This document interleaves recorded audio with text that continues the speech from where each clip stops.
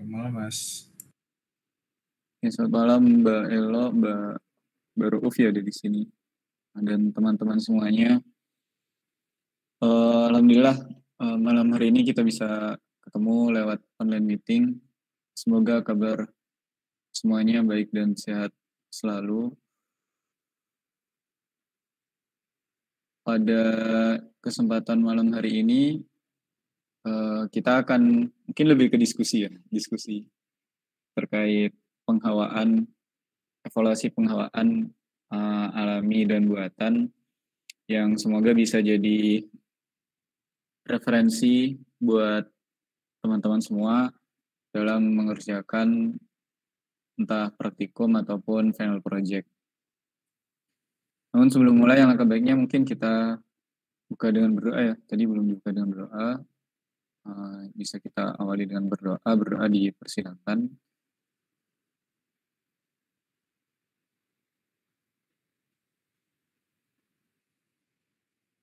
Baik, bisa dicukupkan. Sebenarnya terima kasih Mbak Elo untuk kesempatannya.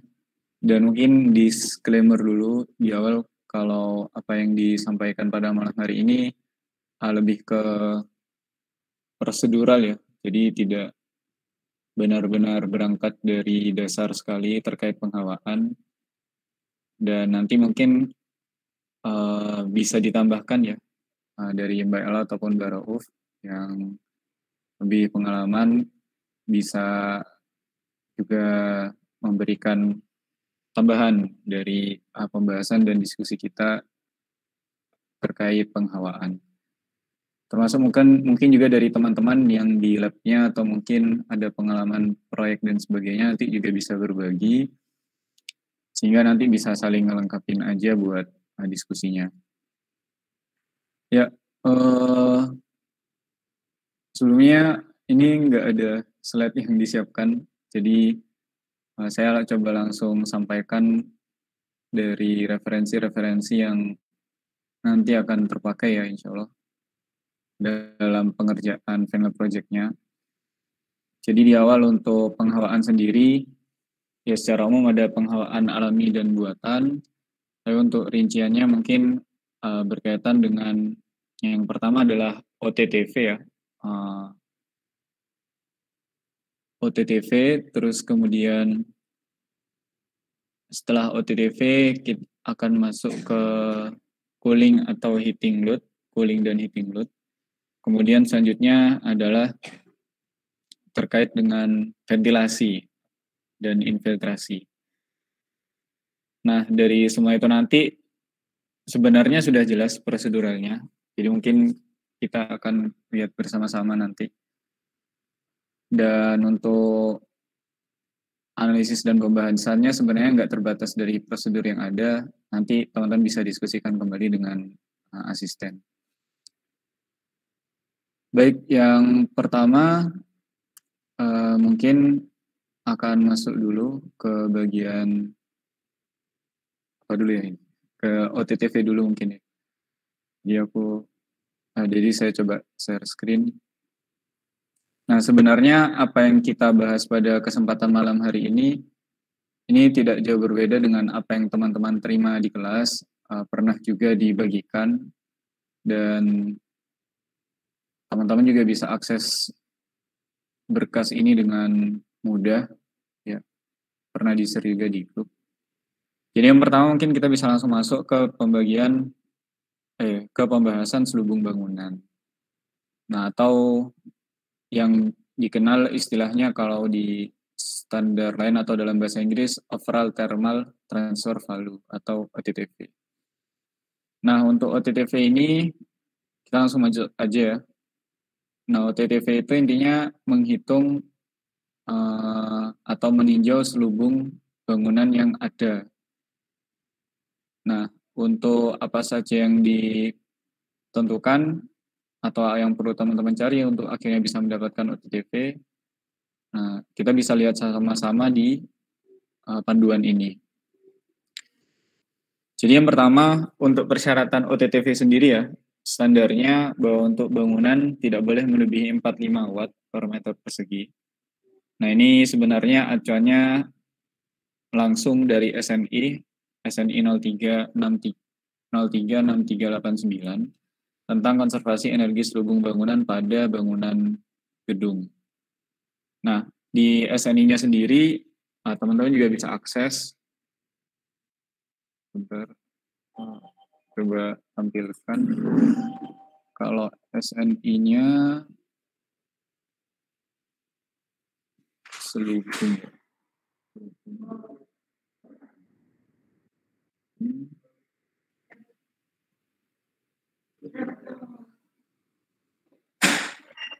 Ya, sebenarnya kalau SNI teman-teman nggak perlu bingung ya untuk mencari filenya. Ya, ini intermezzo sebentar. Teman-teman sebenarnya bisa akses SNI pakai baca online. Bisa di tautan ini. Jadi teman-teman login buat akun dulu dan setelah itu teman-teman bisa langsung akses berkas SNI-nya. Tapi emang nggak bisa di-download. Sebenarnya bisa baca online.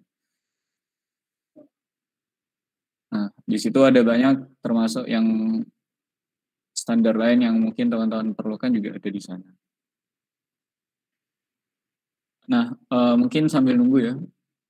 Oh, ini sambil nunggu lanjut dulu. Nah, untuk persyaratannya tadi ya, standarnya jadi hasil akhir teman-teman langsung disesuaikan nanti dengan standar OTTV yang sudah ditetapkan. Nah,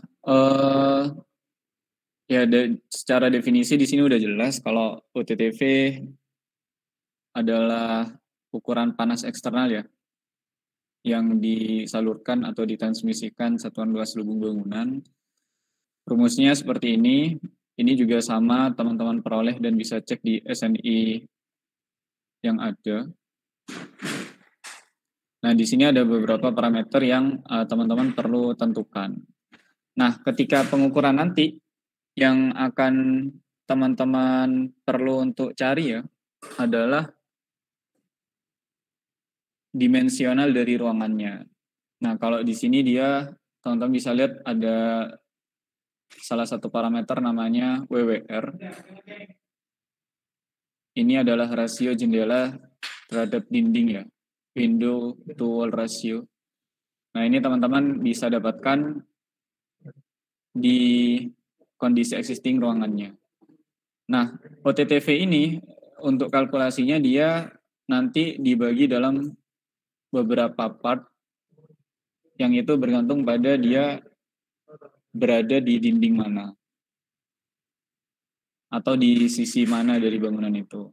Jadi kalau di sini kita bisa lihat ada dinding utara, selatan, barat, timur. Dan nanti ketika sudah dapat OTTV parsialnya, teman-teman bisa hitung OTTV totalnya. Nah, kurang lebih kayak gitu ya. Ini kita bisa lihat OTTV totalnya itu akumulasi dari OTTV utara, timur, selatan, dan barat. Dan dihitung secara aritmatik ya menggunakan rumus ini. Nah, kemudian untuk lainnya ini lebih ke parameter-parameter yang sudah ada standar bakunya, teman-teman bisa cek saja di SNI ya kalau lebih lengkap.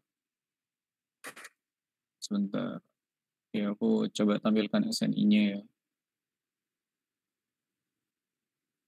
Nah ini SNI-nya, semoga kelihatan. Jadi SNI 630 berapa tadi? Ya itu ini ya, SNI 6389 ya. Nah ini di sini udah ada lengkap. Jadi teman-teman bisa cari dan nanti temukan parameter-parameter yang memang teman-teman perlukan dalam menghitung yang namanya OTTV. Nah jadi ya sekilas di sini rumusnya sama ya seperti yang tadi. Di sini ada alfa, ada W, ada WWR ya, ada TD ekuivalen, dan seterusnya. Juga ada SC dan SF. Nah, keterangan parameter lengkapnya ada di SNI ya sebenarnya. Di sini lebih lengkap, dia menjelaskan apa saja makna dari tiap parameternya, dan di sini langsung disitasi tabel mana yang perlu teman-teman tinjau. Nah, ini yang dicari, kemudian alfanya teman-teman nanti lihat tabel 1 dan 2 di SNI, transmisi thermal, ini juga sudah ada nilainya ya, tergantung bahan dindingnya. Terus WWR ini yang nanti teman-teman perlu ukur, TDEK juga nanti tinggal lihat tabel, faktor radiasi, ini juga nanti mengacu ke tabel, kalau nggak salah, terus SC juga, transmitan thermal fenestrasinya juga sama, UW sama UT ini, terus kemudian UF ya, UF sama UW, kemudian delta T-nya beda temperatur perencanaan, nah ini diambil 5K kalau berdasarkan SNI. Nah, ya ini nilai alfa, nanti teman-teman coba sesuaikan aja dengan kondisi ya, kondisi dan apa namanya, kondisi existing dari bangunannya, dan ini ada keterangannya di sini. Bila alfa material dan warna diketahui, jadi alfa di sini ada berdasarkan bahan dan juga berdasarkan warna. Nilai alfa yang diambil adalah nilai alfa yang lapisan terluar. Jadi ya nanti dilihat kondisi existingnya gimana. Nah, tapi di sini ada pengecualian juga. Kalau misalkan konstruksinya berupa konstruksi dinding tirai atau curtain wall yang memiliki dua nilai alfa. Nah, jadi ada dalam permukaan itu dua nilai alfa, maka alfa totalnya sama dengan alfa 1 kali alfa 2. Nah, nanti kita bisa lihat sama-sama contohnya di lampiran C. Nah, ini terus transmitansi thermal, ya teman-teman nanti bisa cari juga. Di sini udah jelas sebenarnya panduannya. Jadi dia merupakan kebalikan dari resistensi thermal total. Ini sebenarnya udah ada semua. Nah, resistensi thermal bahan dapatnya dari mana ini? K-nya juga tersedia. Nah, teman-teman nanti tinggal hitung. Kemudian setelah resistensi thermal yang perlu dicari lagi ini, nah ini ada TD ekivalen yang kita bahas. TDEK. Nah, ini langsung mengacu ke tabel 6 saja. Terus kemudian tadi ya, ini ya, tabel 6, terus faktor radiasi matahari SF-nya tadi, teman-teman juga lihat di sini nilainya. Nah, ini mungkin yang sedikit teman-teman perlu cari ya, referensinya. Karena di sini berdasarkan data radiasi matahari di Jakarta. Nah, ini nanti kalau untuk di Surabaya, teman-teman coba cari referensinya. Tapi semoga nilainya nggak terlalu jauh karena ya secara secara latitude longitudenya, kalau secara garis bujurnya mungkin agak jauh, tapi kalau lintangnya nggak terlalu beda. Nah, itu kurang lebih. Kemudian, nah ini ada yang mungkin sedikit panjang perhitungannya, yaitu SC ya di sini, koefisien peneduh.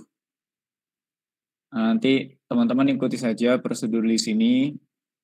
Dia menjelaskan dari mana kita bisa memperoleh SC. Kemudian nanti ya intinya akhirnya teman-teman peroleh berapa nilai SC yang perlu dimasukkan ke perhitungan OTTV-nya. Nah, di sini banyak hitungannya kalau yang SC ini. Nah, selain OTTV, teman-teman bisa juga cari, kalau tadi kan full di selubung ya. Nah, kalau selubung itu dinding-dinding sisi-sisi yang melingkupi bangunan itu.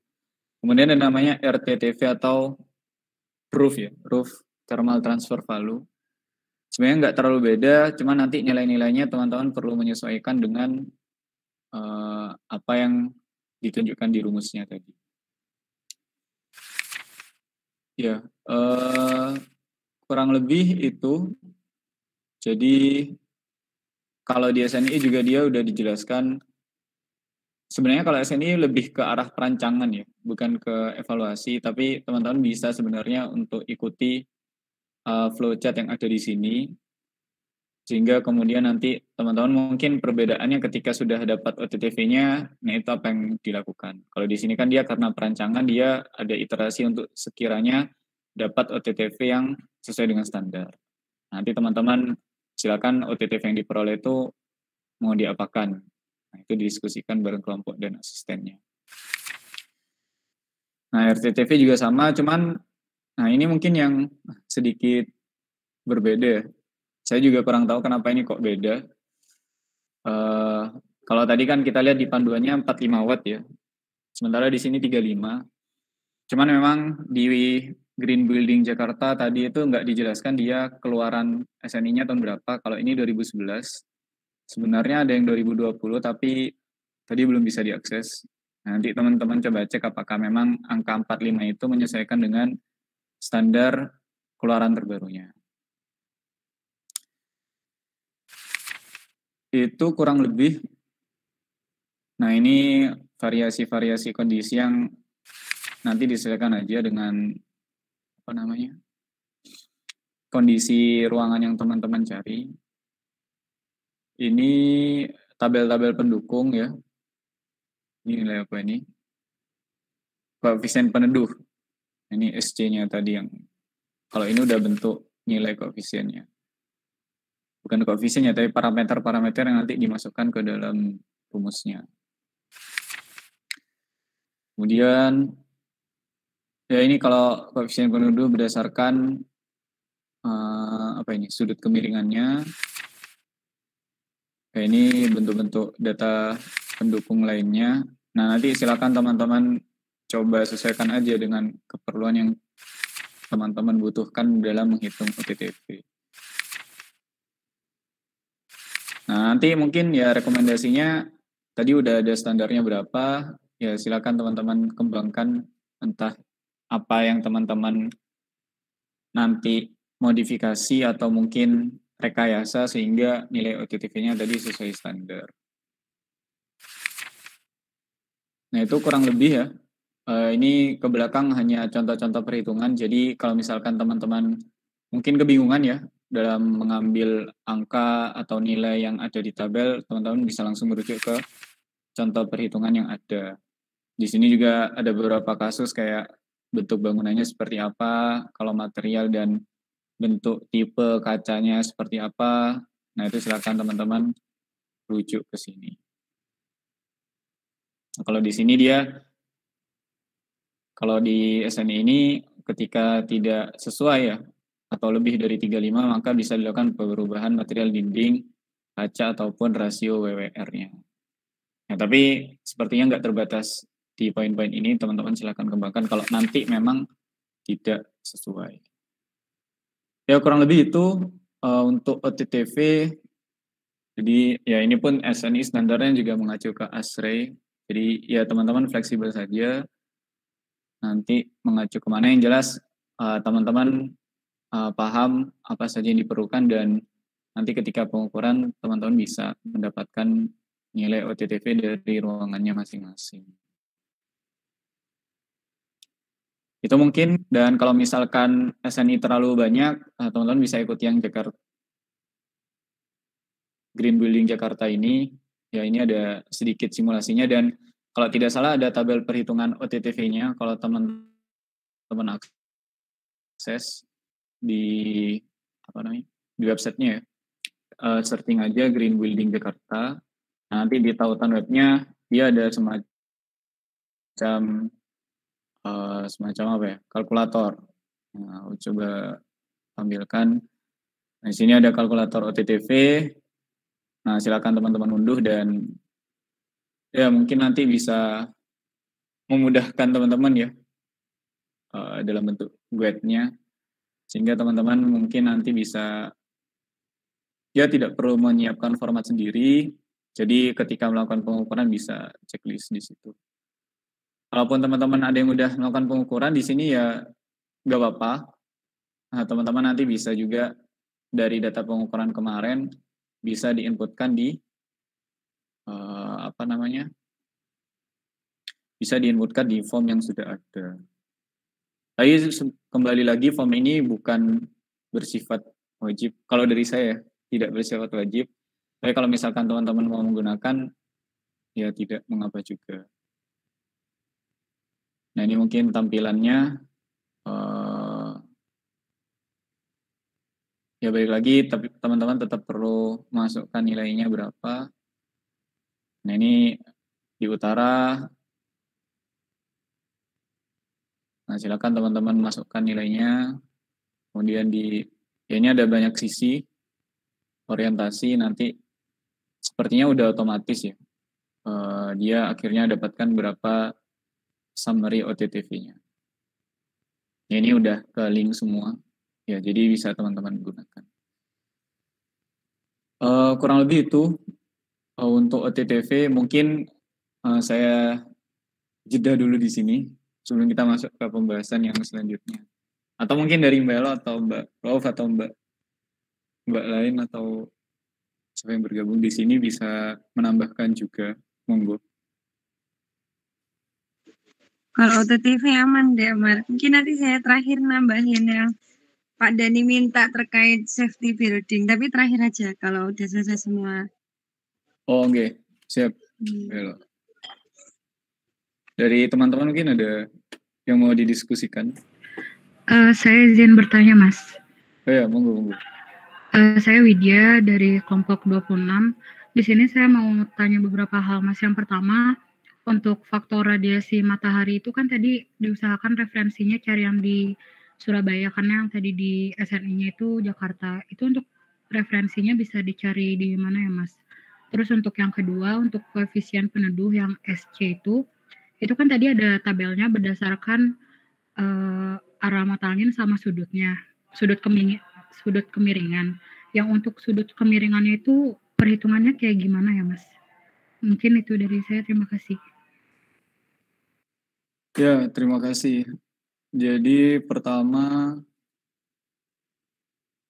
terkait itu ya, koefisien yang digunakan tadi namanya koefisien matahari, koefisien reflektansi ya kalau nggak salah. Bentar. Oke, kita pindah ke depan.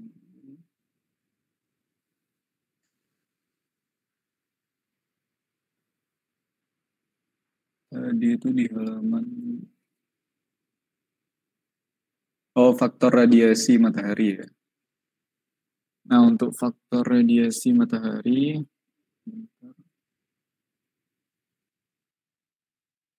sebenarnya coba teman-teman cari di Google ya.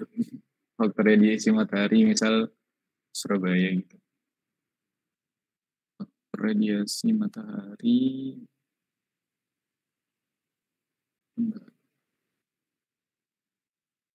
Di sini.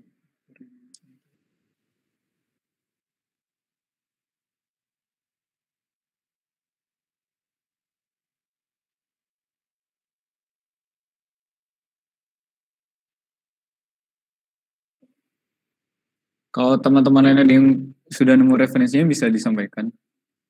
Bentar, ini saya coba cari dulu kalau faktor radiasi matahari.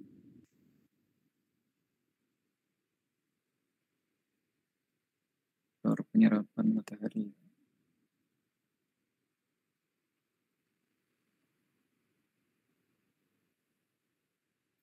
Solar absorption factor. Faktor radiasi matahari.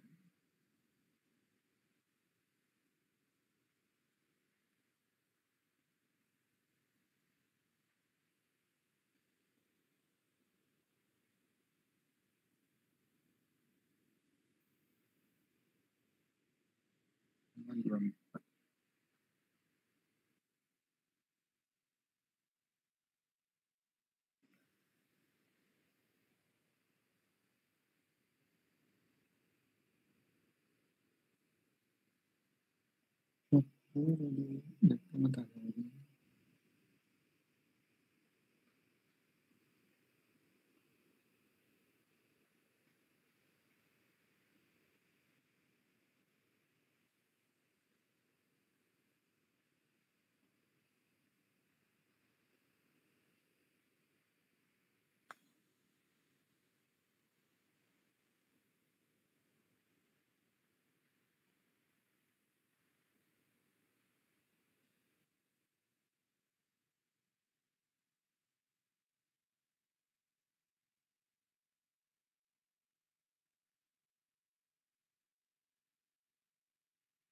Solar absorption factor.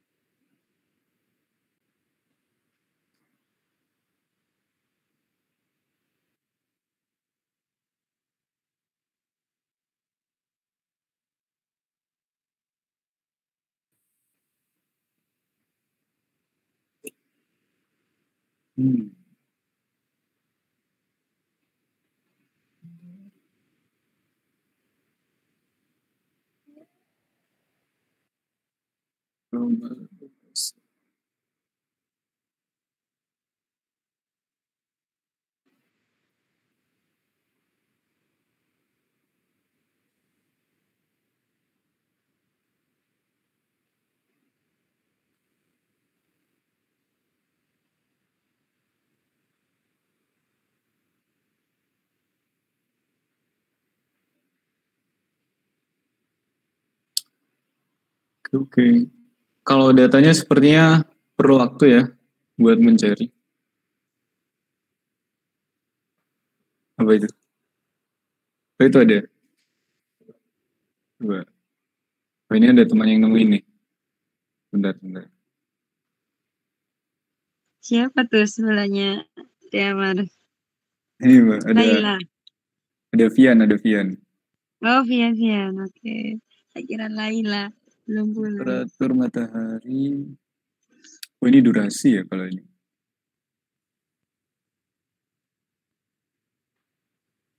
Nah, kalau data geologis kayak gitu kayaknya teman-teman bisa bantu cari entah di kalau BPS mungkin ada juga ya. Tapi mungkin di BMKG atau di data iklim atau geologi lain yang sekiranya bisa di sana didapatkan. Tapi emang perlu waktu sih buat mencari itu. Atau nanti mudahnya kalau misalkan ada yang bisa share gitu, mungkin ya, siapa tadi? Widya atau teman-teman. Ini iklim untuk sektor energi.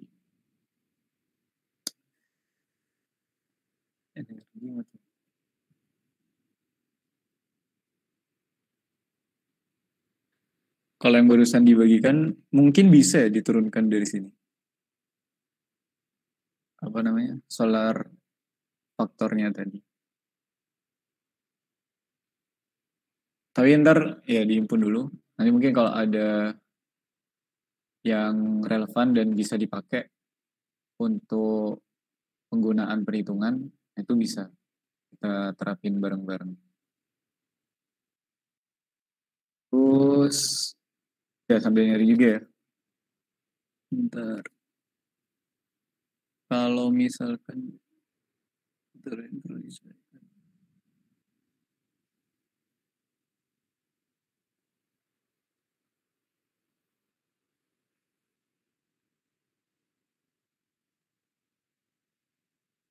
oh ya nanti sambil nyari juga. Terus kalau tadi faktor peneduh ya, SC. Nah, faktor peneduh itu kan dia sebenarnya perlu dicari dari formula-formula yang itu nanti apa namanya? Teman-teman peroleh biasanya ini ada bentar.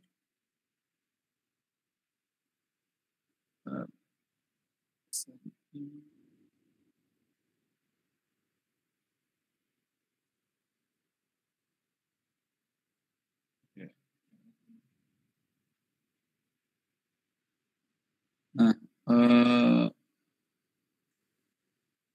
dari sini kan kita mau mencari yang di mana tadi? C-nya itu kan SC-nya. Nah, di sini kalau kita lihat dari SNI-nya kan, kalau koefisien peneduh itu SCK dikali SC efektifnya. Nah, untuk memperoleh itu, kita berarti perlu cari dulu nilai masing-masing SCK-nya, koefisien peneduh kaca, atau koefisien peneduh efektif dari kaca ya. Terus SCF atau koefisien peneduh efektif peralatan peneduh luar. Nah, yang pertama, kalau yang ada di SNI ini dia menghitung yang SCF-nya dulu dari peneduh luar. Nah, di sini ada beberapa parameter seperti sudut bayangan, terus kemudian setelah sudut bayangan ada intensitas radiasi mataharinya, terus kemudian setelah itu ada ya 2 data itu. Nah, dari data-data tadi itu kemudian teman-teman masukkan di nilai atau rumus yang ada di halaman ini. Nah, dari sini ketemu nanti SC efektifnya berapa. Nah, kalau misalkan kita lihat di tabel, nah di sini kan ada parameter kayak, kelihatan nggak? Parameter kayak ID besar, ID kecil, terus kemudian ketika kita cari sebelumnya juga, nah di sini ada theta dan sebagainya. Nah, itu dicek di halaman belakang yang tadi banyak tabel itu.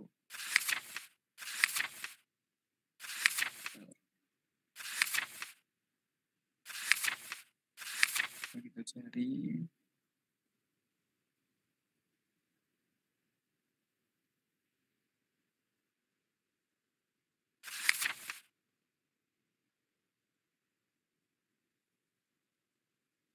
Nah, ini mungkin langsung aja ya cara perhitungannya.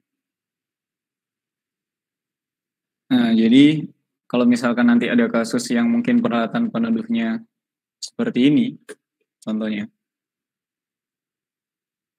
Nah, nanti teman-teman cara mengambil data di tabelnya ngikuti contoh yang ada di sini. Jadi, kan kalau di belakang ini tabelnya udah ada sama ya, kayak di sini ada data R1, R2 sama sudutnya. Nah, ini juga tiap tabelnya dia menunjukkan peneduh efektif untuk peneduh berbentuk apa. Nanti tiap definisinya teman-teman bisa cari di sana. Nah, kemudian dari data-data itu teman-teman hitung berdasarkan rumus tadi. Nah, ini udah banyak. Ya, intinya teman-teman, nah ini ada halaman yang menjelaskan untuk tabel SC ini dia ada beberapa kunci ya di sini. Kunci 1, kunci 2, kunci 3. Ada istilah-istilah yang itu diulang. Kayak ini lower egg crack dan sebagainya. Nah, itu. Nah, terus kemudian tadi kan ada rumus yang berkaitan sama ada ID besar, ID kecil, theta 1, theta 2 dan sebagainya. Nah, itu nanti yang teman-teman masukkan ketika mencari nilai SC-nya. Nah, di sini kan udah dirinci dia pengukurannya atau datanya di bulan apa, terus dia di waktu kapan. Nah, jadi nilai itu yang nanti teman-teman bisa substitusi ke ke rumusnya tadi. Nah, cara perhitungannya kalau teman-teman masih bingung, teman-teman bisa langsung merujuk ke contoh yang ada di sini. Mana tadi? Nah, ini cara menghitung peneduh SC-nya. Jadi teman-teman perlu tentukan dulu di sini dia dapat nilai theta 1-nya, terus dapat R1-nya, terus dia ambil bentuk tabel yang itu sesuai dan relevan, nah terus dihitung di sini. Dan akhirnya dapat SC-nya. Ada ketika di bulan ini 0,66, di bulan atau di waktu ini dia 0,6, di waktu itu dia 0,8. Nah, jadi kalau yang dari tabel ini kita bisa tangkap bahwa SC-nya ini SC overall karena dia hasil sumasi dari nilai-nilai yang ada di sini.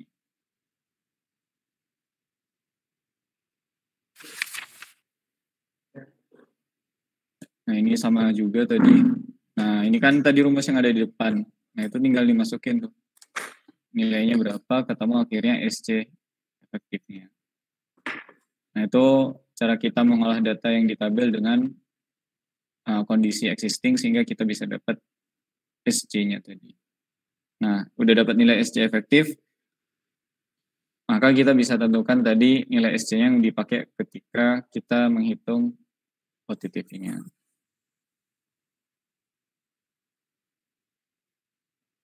Mungkin apakah menjawab tadi dari Widya? Jadi Iya, Mas.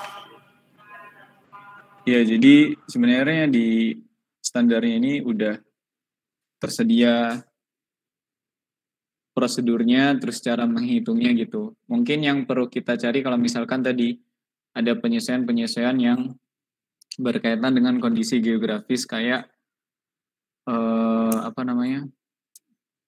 tadi faktor radiasi matahari. Nah, itu sepertinya perlu data pendukung di luar apa yang dituliskan di SND ini.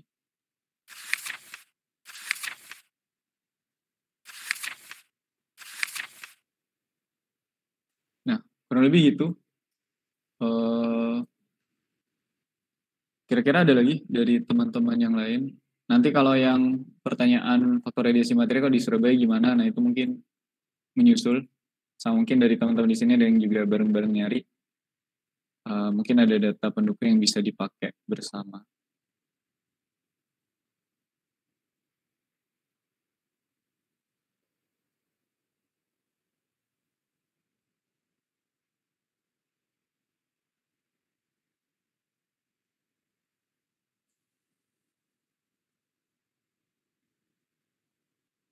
Oke, kalau misalkan belum ada, ini nggak terasa udah jam 9 lebih. Jadi saya mungkin coba masuk langsung ya ke bagian selanjutnya.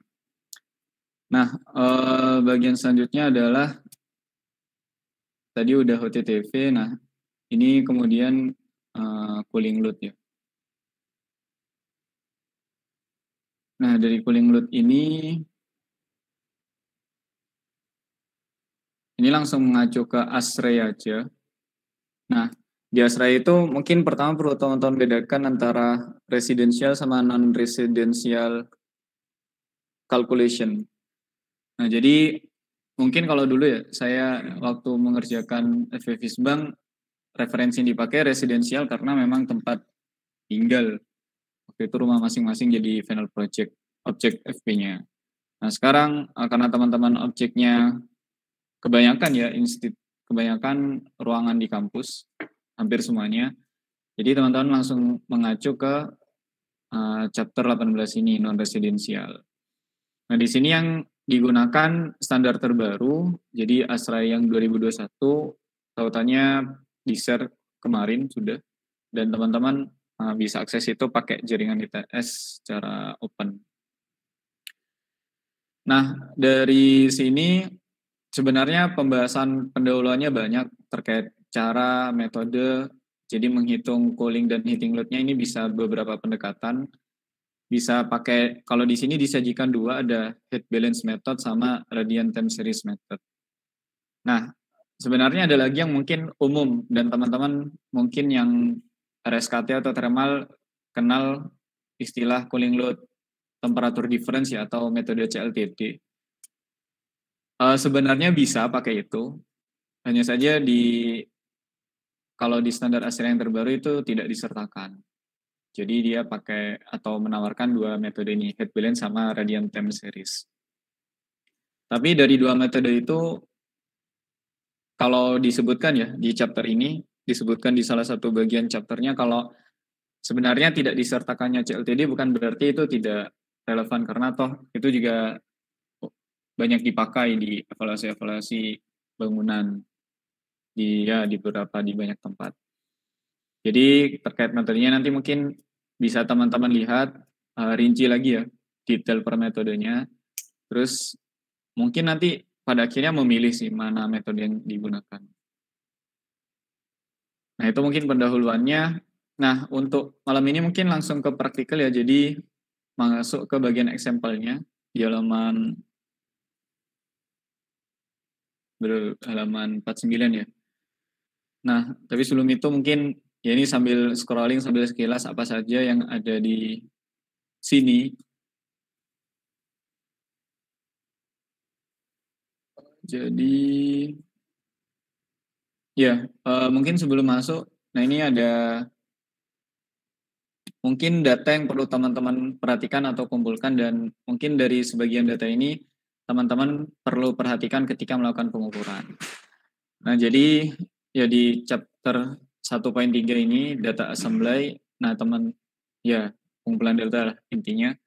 Jadi yang pertama teman-teman perlukan atau cari tahu adalah building karakteristiknya, mulai dari material, ukuran komponen, warna permukaan, bentuk, ya beserta spesifikasinya. Terus kemudian konfigurasi ruangan atau bangunannya, mulai dari lokasi, latitude, longitude, orientasi, terus kemudian ada external shading ya. Dia mungkin ada di beberapa beberapa susunan ruangan atau bangunan sehingga ada efek shading di sana. Terus kemudian habis konfigurasinya, nah ini ada outdoor design condition. Nah, berarti ini kondisi luar ya dari ruangannya, dan itu teman-teman bisa, kalau di sini udah disebutkan, langsung mengarah ke chapter 14, intinya terkait kondisi cuaca dan iklim di ruangan tersebut. Nah, kalau ini insya Allah datanya ada satu tautan yang mungkin teman-teman bisa pakai.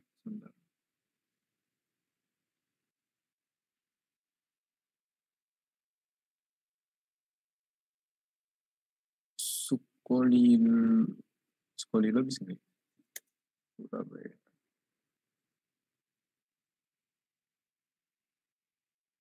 Ya, atau Surabaya mungkin ya. Nah, jadi ini bisa dibilang powerful, cuman ya mungkin nanti kalaupun tidak di web ini, teman-teman bisa langsung citasi ke data BMKG. Nah, dari Meteo Blue itu. Teman-teman bisa akses, mungkin kalau bisa lebih rinci, nggak tahu ya, coba dicek apa bisa sampai spesifik ke Sukolilo atau mentok di Surabaya aja. Nah, mungkin dilanjutkan dulu. Sebentar tadi, oh ya ini. Nah, itu outdoor design-nya ditentukan juga. Ya, di sini kalau teman-teman baca rinci, dijelaskan rinci. Jadi kayak ada wind velocity yang perlu teman-teman tahu, terus ya ada dry bulb, wet bulb temperatur, MCWB ini ya, mean coincident wet bulb temperatur, dan sebagainya. Nah, setelah outdoor condition, ada indoor condition. Nah, ini di sini udah dijelasin juga, ada indoor dry bulb temperatur ya. Jadi temperatur bola kering sama temperatur bola basah. Terus indoor relative humidity-nya sama ventilation rate. Kayak gitu. Nah, untuk pendukung sebenarnya teman-teman bisa langsung cited ke standar 91. Nah, itu untuk energy saving, dan standar 55 untuk indoor condition needed ini untuk mencapai kenyamanan thermal. Nah, mungkin bagi yang belum dapat cari di mana itu sebenarnya juga open access, bisa dibaca online di tautannya ASRE ini. Nah, itu jadi banyak standar yang disajikan di sana, dan itu berkaitan dengan chapter perhitungan cooling load untuk non-residential area. Nah, terus ini ya kemudian area. Nah, ini areanya ya berkaitan dengan komponen-komponen yang mencakup bangunannya. Yaitu mungkin sekilas tentang data yang perlu dikumpulkan.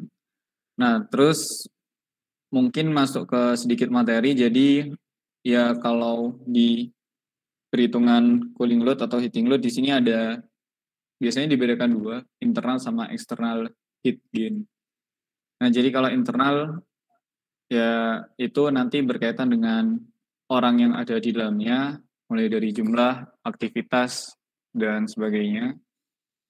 Kemudian terkait pencahayaan, nah ini sudah langsung disajikan rumusnya, nanti teman-teman tinggal tentukan rumus mana yang relevan dengan pengukuran yang teman-teman lakukan.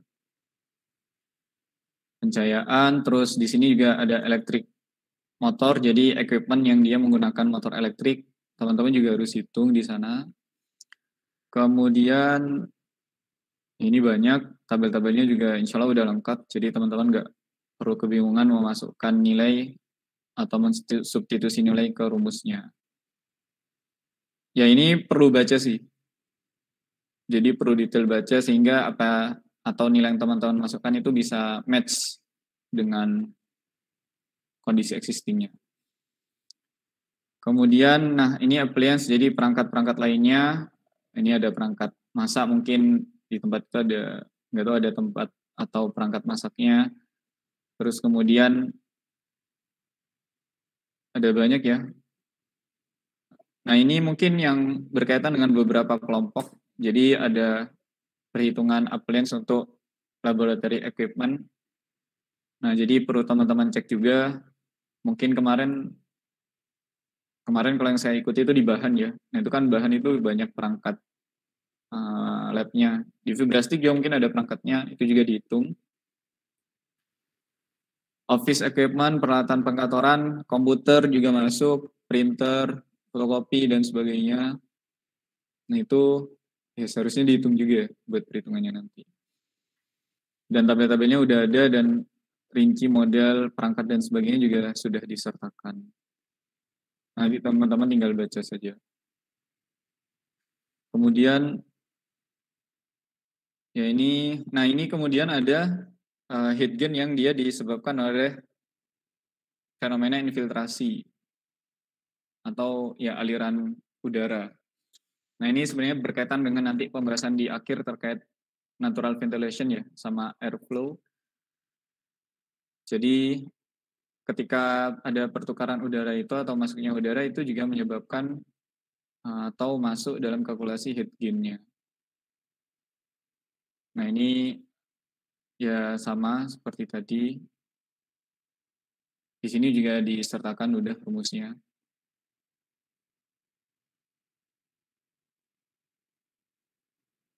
Kemudian ini banyak, nanti teman-teman baca rinci aja sehingga seharusnya nggak semua rumus ya. Tapi tergantung lagi ke tiap kondisi ruangan atau bangunan teman-teman. Nah, terus ini fenestrasinya atau apa bahasanya? Ya, yang pembungkusnya bangunannya di sini sudah disertakan juga perhitungan dan rumus-rumusnya. Nah, itu komponen-komponennya dan kita masuk ke metodenya. Nah, ini ada dua metode, heat balance method sama yang di bawah ada radiant time series method.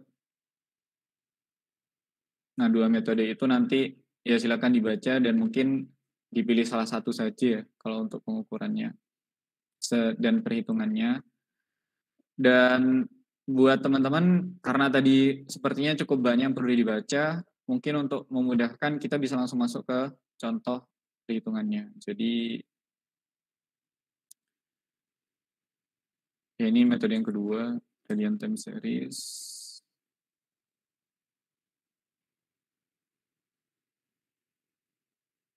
Ya ini banyak penjelasan terkait metodenya. Dan di bawah ini kalau tidak salah dia ada rangkumannya, rangkuman dari rumus-rumus yang diperlukan. Nah ini udah masuk ke perhitungan dari cooling load-nya. Nah ini banyak tabel juga yang nanti teman-teman bisa langsung lihat keperluannya di tabel itu.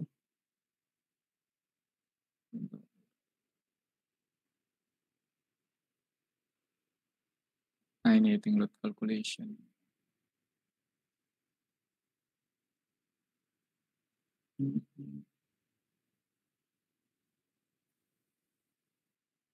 Heat loss. Sebentar. Nah ini di bawah kalau di Asray biasanya ada example perhitungannya.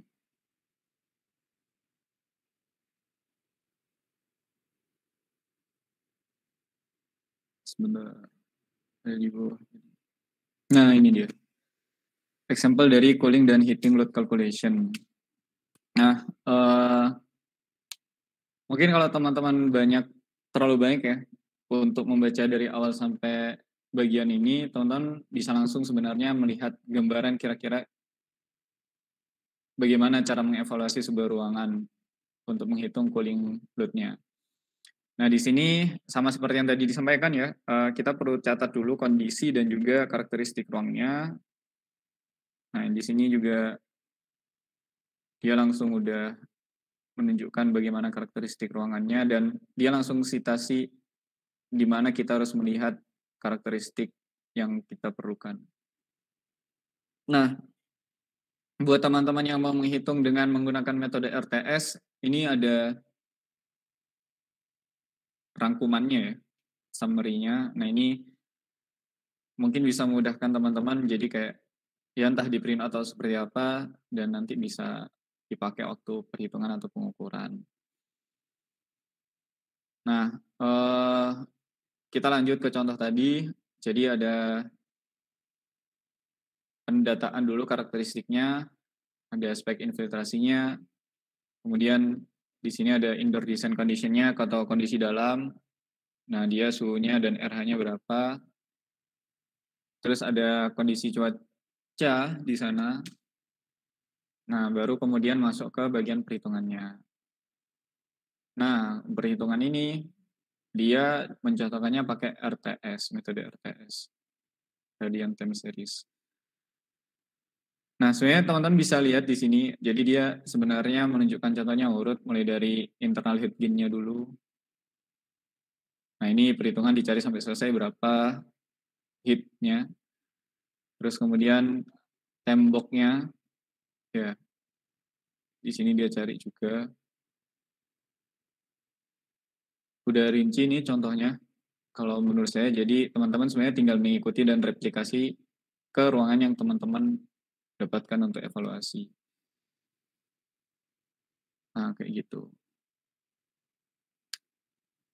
Ini kurang lebih, dan kalau mungkin ada tadi ya data-data yang berkaitan dengan data iklim atau cuaca yang itu harus disesuaikan dengan kondisi di Surabaya, teman-teman bisa cari data sekundernya, data di BMKG atau tautan lain yang salah satunya bisa dari link yang dibagikan barusan.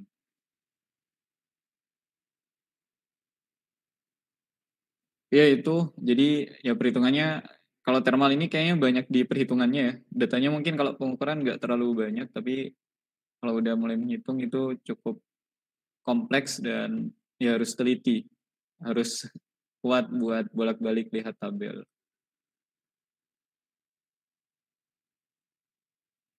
Nah itu mungkin ini, ya ini contohnya saja banyak ya, sampai dia ada berpart-part. Nah teman-teman ngikutin partnya itu aja, insya Allah udah sesuai dengan yang ingin diperoleh nanti. Nah ini kayaknya udah di ujung ya, part 6-nya. Nah ini ya dapat hasil akhirnya.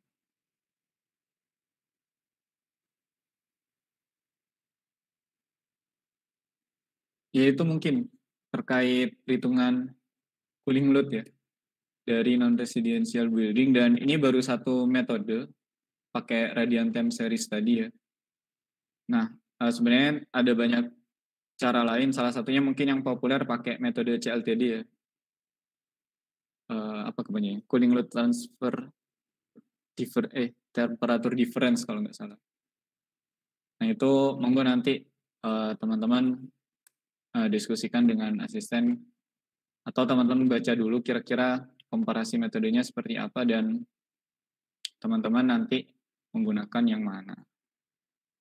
Kalau untuk yang CLTD sendiri sebenarnya ada salah satu referensi yang mungkin lebih simpel ya, tapi acuannya tetap dari ASRE. Jadi dia ini pakai metode CLTD. Itu bisa diakses di link tadi, link yang dibagikan. Jadi kalau yang ada di paper atau panduan itu dia menggunakan metode yang berbeda atau metode CLTD. Nah, ya mungkin ini sekilas. Jadi ini outline-nya kurang lebih ya seharusnya sama karena dia juga mengacu ke ASRE juga. Nah ini. Nah tadi kalau ada istilah dry bulb dan juga wet bulb, teman-teman bisa temukan di sini artinya apa. RH, terus kemudian istilah-istilah lainnya yang ada di ASRE juga. Nah tadi kan ada istilah sensible, ada laten juga, panas sensible, panas laten, teman-teman bisa lihat juga definisinya di sini. Nah ini ada dua istilah tadi yang mungkin teman-teman temukan juga, ada heating load versus cooling load. Di sini jelaskan apa itu artinya. Nah kita coba langsung masuk ke metodenya. Nah ini metodenya dia juga jelasin dan dia kalau dibaca akan fokus ke bagian yang kedua yaitu CLTD, cooling load temperature difference. Kalau teman-teman masuk nanti dia langsung memberikan ya membagi segmennya. Jadi pertama ada nah ini dia menggunakan perhitungan ini kayak CLTD. Oke, nah jadi sama kayak tadi kalau dia menampilkannya eksternal dulu, nah itu apa saja ada dari roof, kemudian ada dari walls, kemudian ada dari glass ya, kaca, terus kemudian nah ini dia memberikan contohnya juga untuk beberapa kondisi atau karakteristik partisinya. Nah, terus ini juga ada ini juga internal cooling load-nya. Nah, ini udah masuk internal. Tadi juga di ASRE juga disebutkan orang kan. Nah, ini juga disebutkan orang juga. Cahaya. Jadi sebenarnya sama sih. Power load. Kalau dibandingkan dari metode itu tadi, kalau perhitungan internal load-nya ya, itu kurang lebih sama dari rumusnya. Yang berbeda nanti kayaknya di bagian eksternalnya. Kalau kita udah bahas tembok, atap, jendela, dan sebagainya. Ya, kurang lebih itu terkait cooling load. Mungkin ya cukup di sini dulu.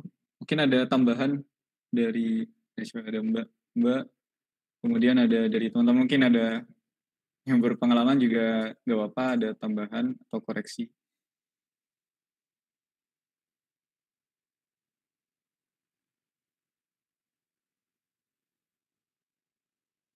Mungkin dari Mbak Elo, Mbak Ainun, kalau ada tambahan koreksi Mbak Ainun nih, nggak yang apa-apa. pengalaman.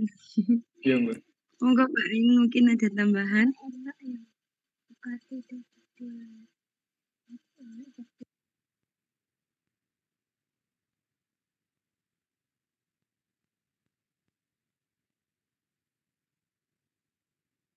Atau dari teman-teman ada yang mau didiskusikan. Jadi sebenarnya kurang lebih mungkin mudahnya sekarang akses untuk melihat standarnya itu bisa lebih mudah, open gitu, open sources. Jadi teman-teman bisa lihat dan bisa langsung cek tinggal kuat enggaknya itu buat menjalani tadi prosedur yang ada di sana dan nanti membahasnya. Jadi kan kalau di sini baru sampai ke perhitungan dan dapat apa namanya dapat angkanya nanti. Nah dari angka itu teman-teman perlu bahas. Kemudian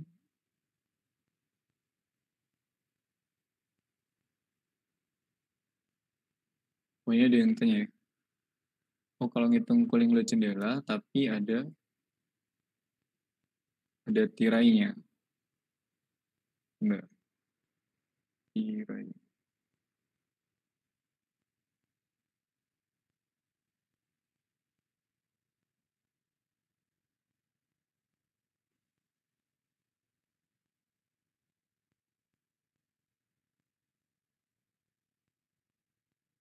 Ada curtain-nya berarti. Ini cari aja.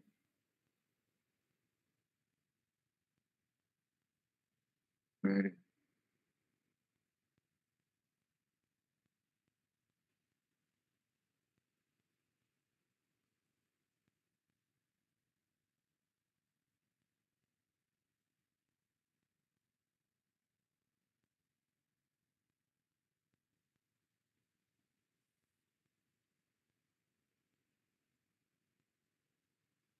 Sebentar.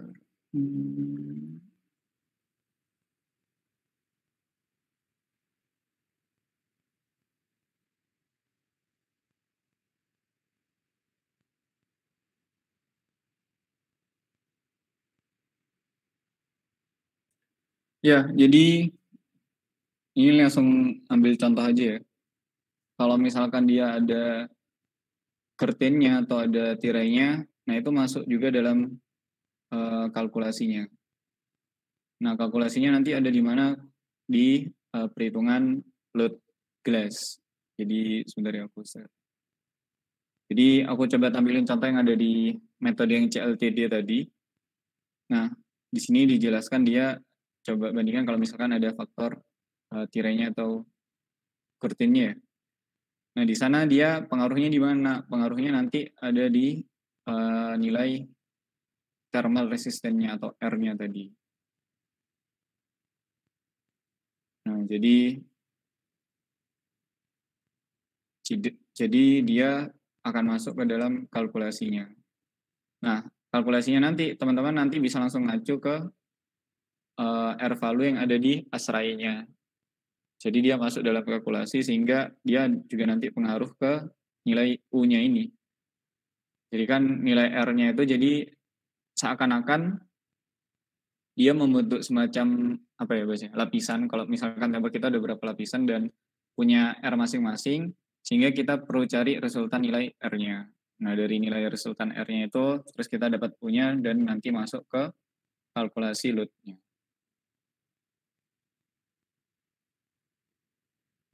Contohnya ada di yang metode CLTD ya, yang di Bahtia itu, di halaman 24.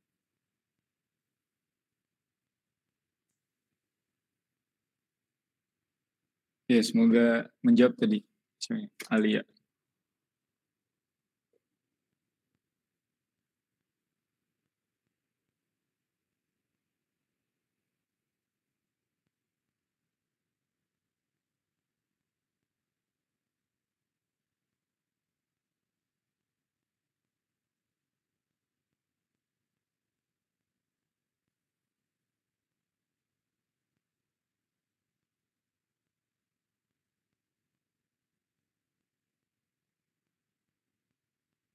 Oh, ini dibalas ya. Berarti R total sama dengan R jendela.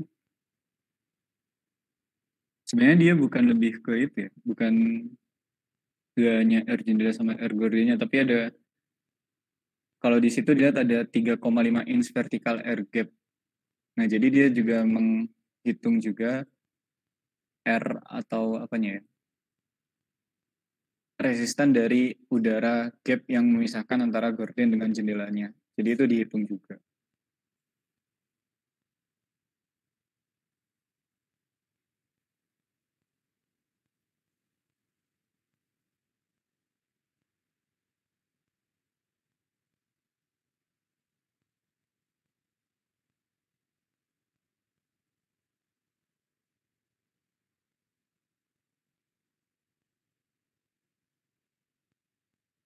Oke.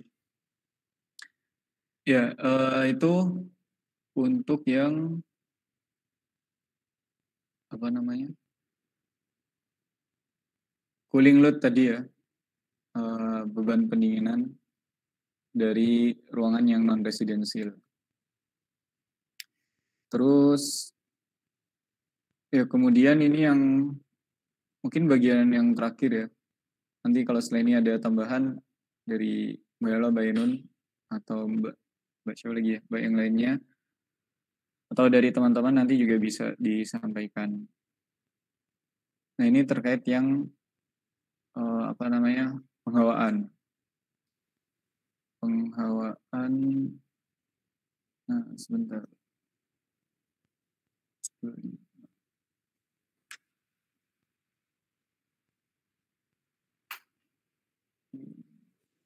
Kalau standarnya ini mengacunya di ASRE ya, di ASRE. Kalau babnya dia di bab yang ke-16, jadi terkait tentang ventilasi dan infiltrasi di sini, ventilation and infiltration. Nah, di sini ada banyak yang teman-teman bisa baca, tapi beberapa di sini mungkin juga bukan kurang pas ya, tapi beda fokusnya. Di sini ada residensial, sementara kita kan lebih ke bangunan atau ruangan yang non residensial. Jadi mungkin kita bisa langsung masuk ke yang ini nanti, ke bagian office building example yang page 25.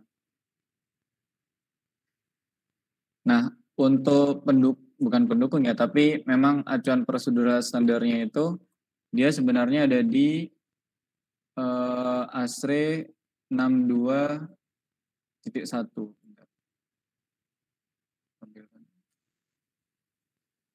Nah, ini jadi sebenarnya di bab tadi, di bab 16 juga disebutkan kalau beberapa prosedur itu juga mengacu dari standar yang ini, yaitu standar 62.1, ventilation for acceptable indoor air quality. Nah, jadi di sini ada beberapa definisi istilah yang mungkin teman-teman belum pernah ketahui sebelumnya, nah itu bisa dibaca di prosedur ini. Teman-teman kalau terkait prosedurnya bisa langsung merujuk ke bagian yang 6, halaman berapa itu ya? 15.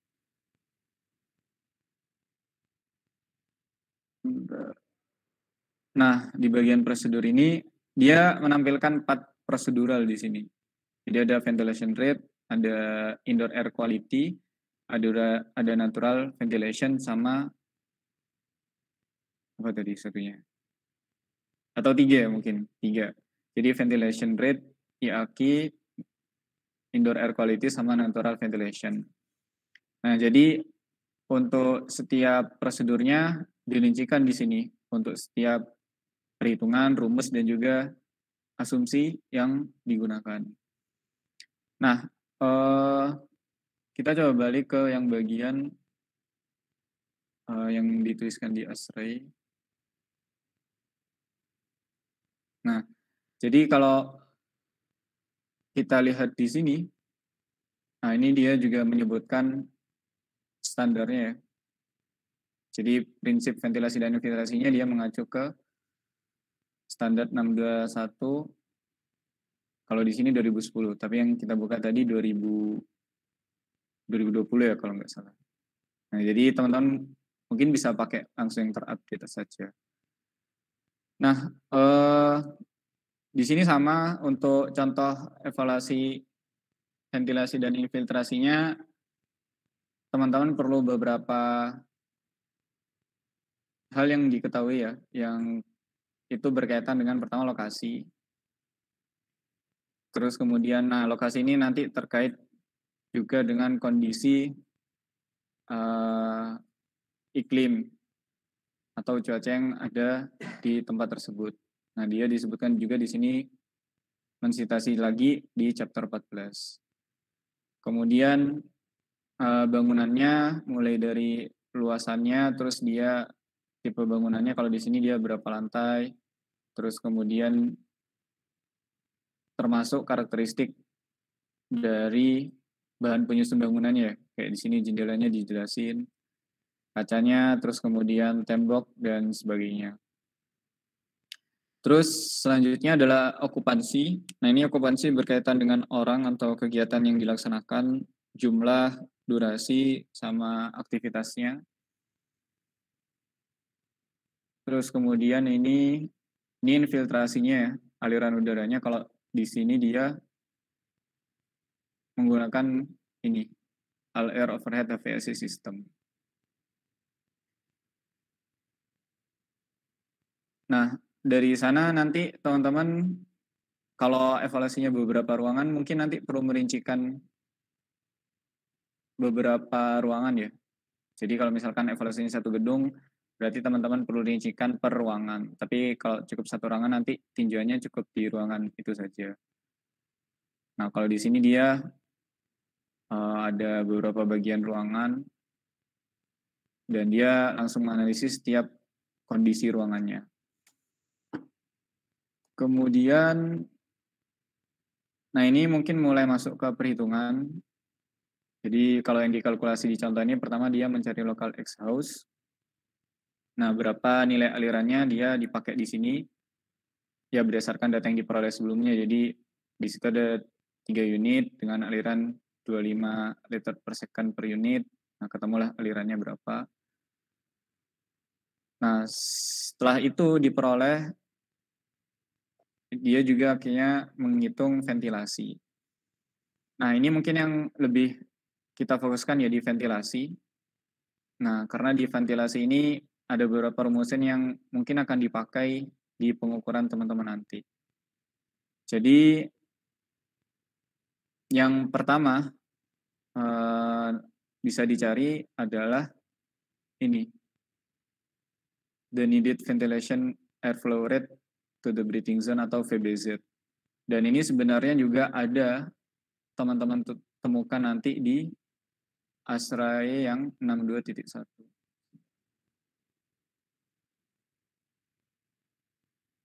Nah, di sini. Oke. Nah, ini mungkin tadi ada istilah yang juga, kalau kita lihat di sini ya, ada istilah yang sempat dimention Pak Dani tadi ya, kalau nggak salah di kelas, ada PM di sini, ada PM10, ada PM2,5, particulate matter. Nah, kita coba langsung ya, kalau di standar ini dia sifatnya prosedural, jadi penjelasannya nggak terlalu banyak. Nah, yang pertama, ventilation rate procedure, rumusnya sama seperti yang ada di ASRAE tadi. Jadi dia menghitung breathing zone outdoor airflow, yaitu aliran luar yang dibutuhkan di zona, kalau di sini bilangnya zona pernafasan ya, atau breathing zone. Nah, parameter-parameternya sebenarnya yang kalau di ventilasi nih ya, penghawaan alami dan ventilasi, dia lebih ke data-data yang apa bahasanya, tidak menggunakan alat ukur, tapi menggunakan sih alat ukur, tapi lebih ke penggunaan ruangannya. Jadi kayak ya kalau misalkan area, teman-teman nanti silahkan dihitung. Terus kemudian di sini teman-teman perlu tahu jumlah orang yang ketika digunakan itu ada berapa. Terus kemudian teman-teman juga nanti tinjau kira-kira untuk kebutuhan per orang itu berapa outdoor airflow rate yang dibutuhkan. Nah, ini teman-teman bisa ngacu ke tabel 6.1. Nah, ini kalau RA-nya dia per unit area. Nah, jadi ya teman-teman bisa langsung lihat. Nah, di sini ada banyak kondisi yang nanti. Nah, ini teman-teman tinggal pilih, ada art classroom, ada computer lab, ada science laboratories. Nah, kayaknya insya Allah udah mencakup semua semua tipe ruangan yang teman-teman gunakan. Nah, itu yang tadi ya, pertama yang VBZ outdoor airflow-nya. Nah, ya ini banyak. Oh, kalau ini X-house tadi. Oke, ini banyak penjelasan-penjelasan. Nah, kemudian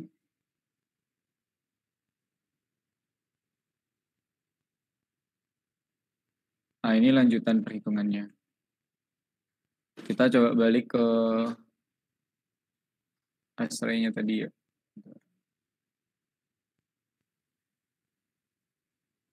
Nah, di sini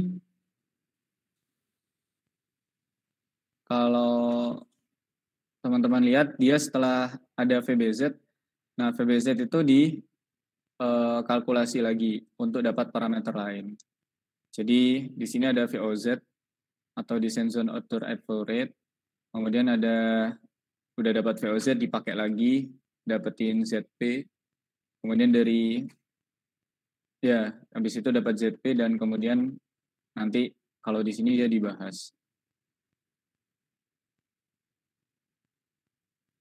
Kemudian ya VOT tadi udah. Oh ya, kemudian dicari juga VOT dari data-data yang ada.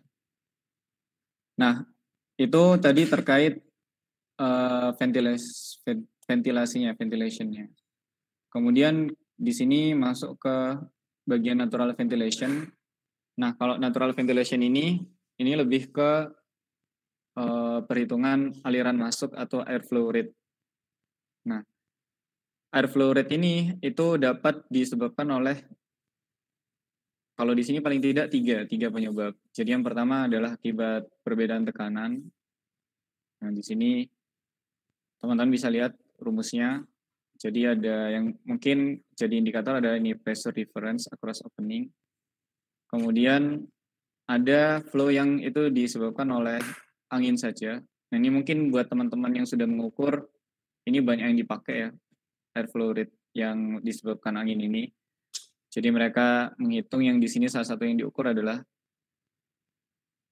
kecepatan angin, wind speed. Nah, di sini ada parameternya yang nanti teman-teman tinggal sesuaikan dengan kondisi existingnya. Terus kemudian ada juga yang disebabkan oleh perbedaan suhu. Nah, di sini airflow rate-nya dia bergantung pada perbedaan suhu yang terjadi. Jadi di sini nanti teman-teman perlu tentukan suhu indoor dan suhu outdoor-nya. Kurang lebih itu kalau yang di natural ventilation, jadi penghawaan alami, ini lebih ke aliran udara. Jadi teman-teman menganalisis berapa nilai airflow rate ruangan tersebut, dan itu tadi disebabkan bisa jadi disebabkan tiga aspek, ada perubahan tekanan, ada perubahan kecepatan, dan ada perubahan atau perbedaan temperatur. Nah, untuk parameternya nanti teman-teman bisa sesuaikan dan bisa dibaca nilainya ditetapkan berapa. Kalau perlu dihitung berarti ya teman-teman perlu mengumpulkan parameter-parameter tadi entah dari tabel atau data-data yang teman-teman peroleh. Singkatnya mungkin itu terkait ventilasi. Detailnya teman-teman perlu, ya saya sarankan perlu baca detail karena bisa jadi ada kondisi tertentu yang itu spesifik dengan ruangan yang teman-teman akan evaluasi.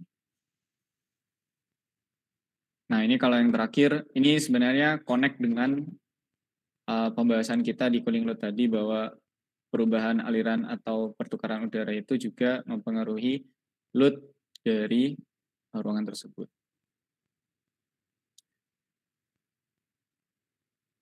Kurang lebih itu teman-teman semua, Mbak Elo, Mbak dan yang lainnya.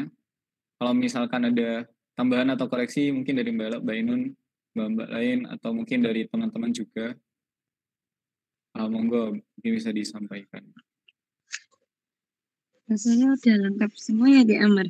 Tinggal nambahkan yang building safety ini tadi di kelas DE sebenarnya. Tapi saya mau nyampaikan, karena di sini ada kelompok lain juga monggo. Jadi ini ada diminta Pak Dani. Kan tadi Mas Amar sudah nyampaikan ya cara nyari laju aliran udara dan lain-lain. Nah, ini ditambahi di kelas atau ruangannya nanti dicek apakah ada air purifier. Nah, kalau semisal ada air purifier, silakan dianalisa apakah air purifier di ruangan tersebut sudah cukup buat safety building pencegahan COVID. Kalau semisal belum, perlu ditambah berapa lagi, kurang lebihnya itu sih dari Pak Dhani. Tapi ini juga berlaku buat semuanya ya, semua kelompok di Amar.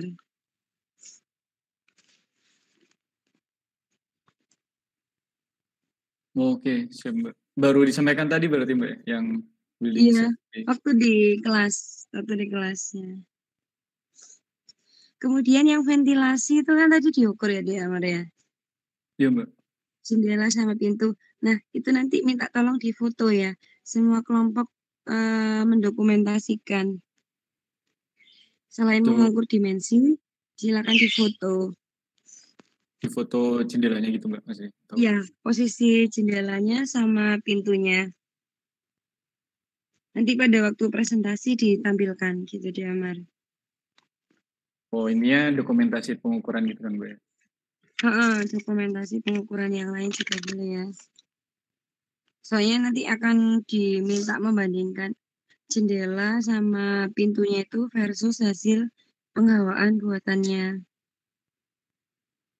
Terus yang ketiga tadi sudah dibahas di Amar sih, laju aliran udara masuk dan keluar ya. Tadi 3 itu yang Pak Dhani tekankan di kelas DE. Itu saja tambahan dari saya di Amar. Mungkin dari Mbak Ainun, Mbak Yuniar ada tambahan, monggo. Saya cukup, Mbak. Oh iya, makasih Mbak Ainun. Saya juga cukup. Bagaimana? Cukup. Mas, Mbak. Sudah Iya, cukup Pak. semua di Amar. Dikembalikan ke di Amar, mungkin teman-teman ada yang mau nanya ya. Ya, saya mungkin menambahkan Mbak yang safety tadi ya. Nah, kalau safety mungkin apalagi terkait COVID, teman-teman bisa coba cari referensi standar standar aliran udara dari WHO. Kalau nggak salah itu ada standar pengukurannya sama di sana kalau nggak salah ada file yang menjelaskan lengkap termasuk rekomendasinya. Jadi semacam kayak apa ya istilahnya kalau di instrumen itu. Jadi kalau misalkan kondisi ini terpenuhi, langkah selanjutnya diarahkan ke sini dan seterusnya sampai akhirnya ketemu langkah aksinya kalau misalkan kondisi ruangnya belum sesuai. Nah intinya ada di WHO juga pernah dikeluarkan. Nah, itu mungkin bisa nambah pembahasan terkait tadi building safety.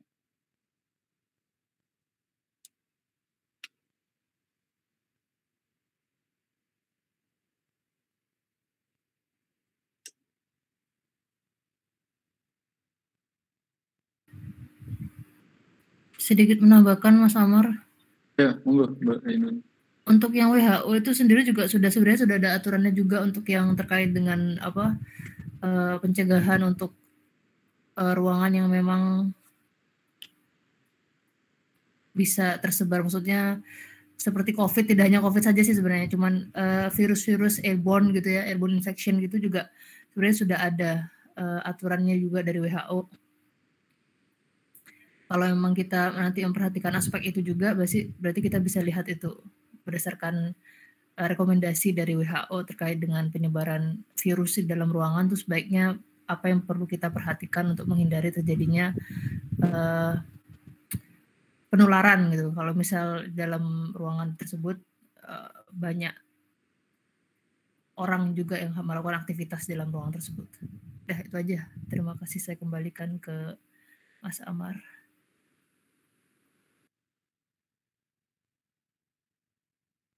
Ya, terima kasih Mbak Ainun tambahannya, Mbak juga tadi. Dan terima kasih juga tadi teman-teman yang udah partisipasi dan mungkin menambahkan diskusi dan sebagainya. Nah, tadi sepertinya masih ada beberapa yang belum kita selesai diskusikan kayak tadi. Gimana kalau misalkan kondisinya di Surabaya ada beberapa data yang belum bisa kita akses kayak solar faktor dan sebagainya. Nah itu monggo kalau dari teman-teman ada yang menemukan bisa di-share ke teman-teman lain.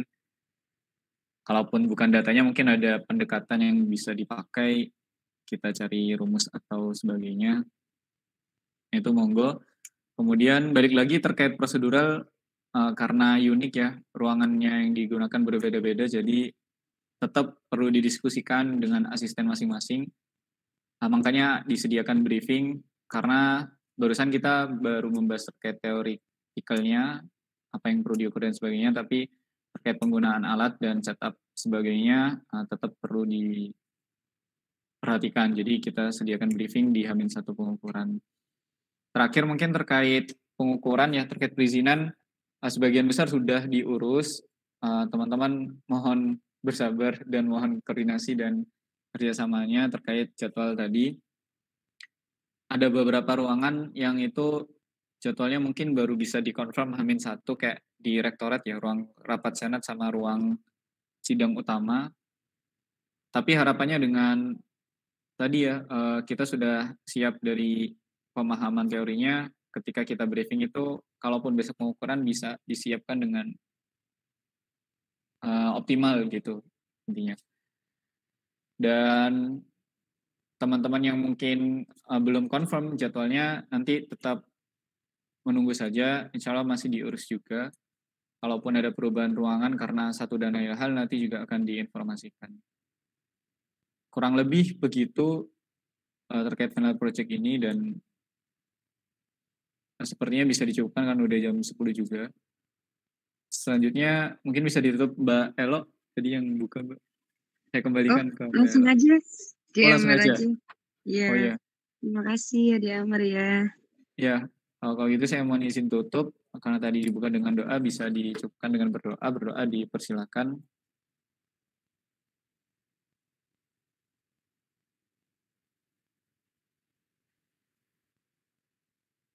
Baik, terima kasih Mbak Elo, Mbak Ainun, Mbak Junior, Mbak Rauf, Mbak Deno yang bergabung, dan teman-teman juga.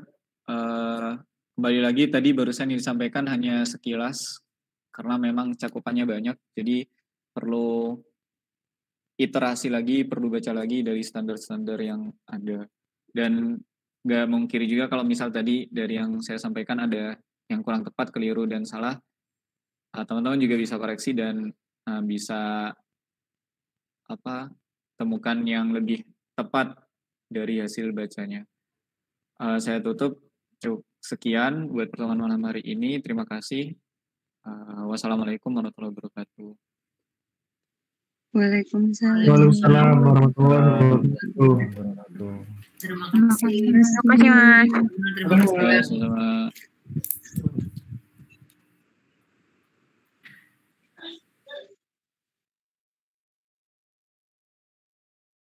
Dun.